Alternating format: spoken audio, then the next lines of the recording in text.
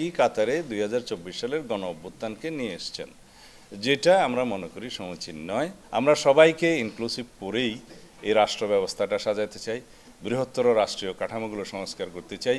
না, সংবিধানের প্রস্তাবনা যেটা প্রিয়াম্বল নামে বেশি সবাই চেনে আর কি, এইখানে ওনারা 1971 সালের স্বাধীনতা যুদ্ধের সাথে একই কাতারে 2024 সালের গণ অভ্যুত্থানকে নিয়ে এসেছেন, যেটা আমরা মনে করি সমীচীন নয়। আগের প্রিয়াম্বলেই থাকা উচিত। 2024 সালের গণ অভ্যুত্থানের অংশটি আমরা সংবিধানের অন্য জায়গায় কিভাবে তফসিলে, চতুর্থ তফসিলে অ্যাকোমোডেট করা যায় সেটা পরে আলোচনা করা যায়। এখানে গভর্নমেন্টের কোনো লেজিটিমেসির অভাব আছে বলে আমরা মনে করি না। এটা সাংবিধানিকভাবেই এই সরকার গঠিত হয়েছে। আর্টিকেল 106 অনুসারে সুপ্রিম কোর্টের মতামতের ভিত্তিতে অ্যাডভাইজারি রুল হিসাবে যেটা আছে সেটার ভিত্তিতে এই সরকার শপথ গ্রহণ করেছে। দে are very much legitimate.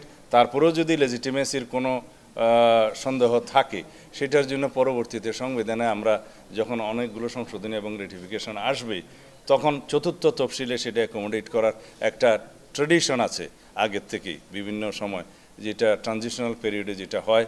Article 150 অনুসারে সেই প্রভিশনটা সংবিধানে আমাদেরকে দেয়া আছে, সেই হিসাবে সেটা অ্যাকোমোডেট করা যাবে। আমরা সবাইকে ইনক্লুসিভ করেই এই রাষ্ট্র ব্যবস্থাটা সাজাতে চাই, বৃহত্তর রাষ্ট্রীয় কাঠামোগুলো সংস্কার করতে চাই, একটি শক্তিশালী গণতান্ত্রিক রাষ্ট্র বিনির্মাণের জন্য, বৈষম্যহীন এবং সত্যিকারভাবে একটি সুশাসন বা ন্যায় বিচার ভিত্তিক বাংলাদেশ গঠনের জন্য, যেখানে সবারই মর্যাদা থাকবে, সাম্য থাকবে। গণপরিষদ হচ্ছে একটা রাষ্ট্র নতুন গঠিত হয়েছে, সেখানে সংবিধান রচনা করা দরকার। সংবিধান নাই, সেই জন্য সমাজের বিভিন্ন শ্রেণী পেশার মানুষকে নিয়ে প্রতিনিধিত্ব আকারে একটা গণপরিষদ গঠন করা হয়। নির্বাচনের মাধ্যমে হতে পারে, সিলেকশনের মাধ্যমে হতে পারে, সেটা বিভিন্ন জায়গায় ট্রেডিশন আছে, এখানে লম্বা আলোচনার সময় নেই। সেই গণপরিষদ একটা সংবিধান প্রণয়ন করে সেটা গৃহীত হওয়ার পরে গণপরিষদের সেই সংবিধানের ভিত্তিতেই আবার একটা নির্বাচন হয় পার্লামেন্টের। এখানে আমাদেরকে রাষ্ট্র নতুন হয়েছে, আমরা এখন কত বছর, 53-54 বছরের পুরাতন রাষ্ট্র। আমাদের একটা সংবিধান আছে, সেই সংবিধানের হয়তো গণতান্ত্রিক চরিত্রটা বিনষ্ট হয়েছে, যার সাথে আমরা একমত নই, যার জন্য রাষ্ট্রীয় কাঠামো এবং গণতান্ত্রিক কাঠামোগুলো আমাদের বিনির্মাণ করা দরকার নতুনভাবে। সেই জন্য আমরা সংবিধানের ব্যাপক সংশোধনী এনেছি। যারা এই গণপরিষদের দাবি করছে তারাও তো 69টা প্রস্তাব দিয়েছে সংশোধনী, আমরা হয়তো তাদের চেয়ে একটু কম দিয়েছি। এগুলো আলোচনা করে আমরা একটা বৃহত্তর ঐক্যমতের ভিত্তিতে এসে সংবিধানে একটা ব্যাপক সংশোধিত সংবিধান পেতে পারি।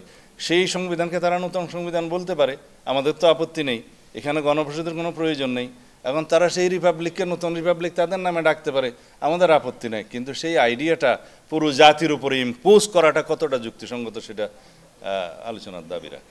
আমাদের গতকালকে একটা প্রেস ব্রিফিং হয়েছে, এখানে তো আপনারা মোটামুটি সবাই ছিলেন। আমরা বলেছি যে অপশনগুলো দেওয়া হয়েছে স্প্রেডশিটে, ইয়েস, নো অথবা আংশিক একমত, তারপরে গণভোট, গণপরিষদ, তারপরে গণপরিষদ এবং পার্লামেন্ট একসাথে এটা বাস্তবায়ন করবে কিনা, বাস্তবায়ন অংশ এগুলো দেওয়া হয়েছে। আমাদের এখানে মন্তব্য হলো যে প্রথমে লিডিং কোয়েশ্চেন না করে আমাদেরকে তো অপশন দিতে হবে যে আমরা গণপরিষদে একমত কিনা, তারপরে না গণপরিষদের মাধ্যমে বাস্তবায়নের প্রশ্ন আসবে।